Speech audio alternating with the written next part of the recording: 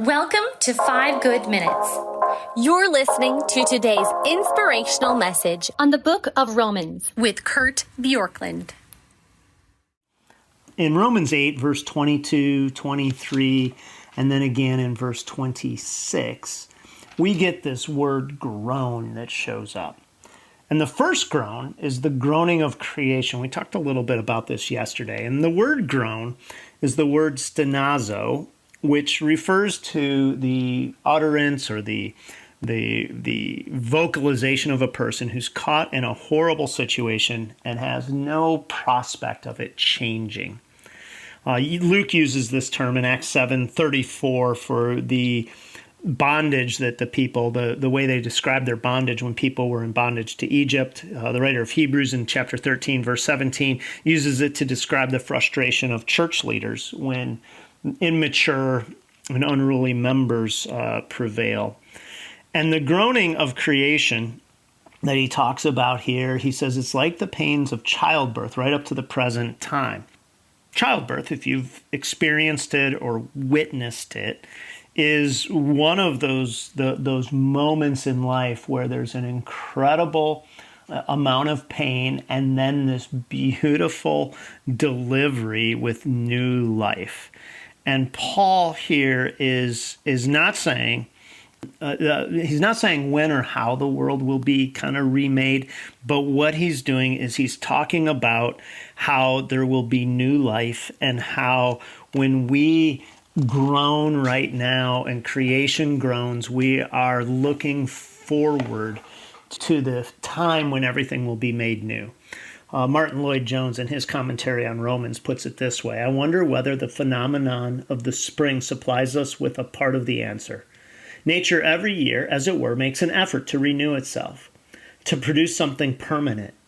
It has come out of the death and the darkness of all that is so true of the winter. In this spring, it seems to be trying to produce a perfect creation, to be going through some kind of birth pangs year by year, but unfortunately it does not succeed. For spring only lasts to the summer, whereas summer leads to autumn and autumn to winter.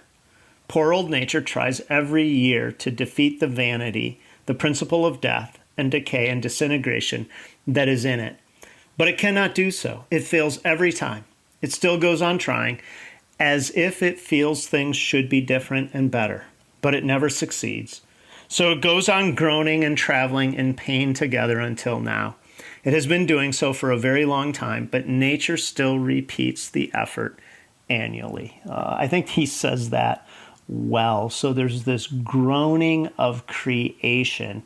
And then there's a second groaning here that is in verse 23. Not only so, but we ourselves, who are the first fruits of the Spirit, groan inwardly as we eagerly wait for our adoption to sonship, the redemption of our bodies. So the not only statement, and but also, is his way of saying the first fruits, we will be raised up. And so we groan. So creation groans, and then he's saying that Christians basically groan.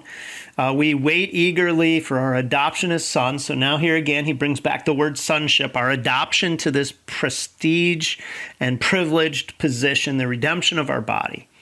The New Testament often speaks of those who've been adopted, but whose adoption also awaits ultimate perfection. So it's kind of this already, not yet. The child of God needs to never fear that they'll be cast out of the family, and yet at the same time looks forward to the day when they have all of what it will be.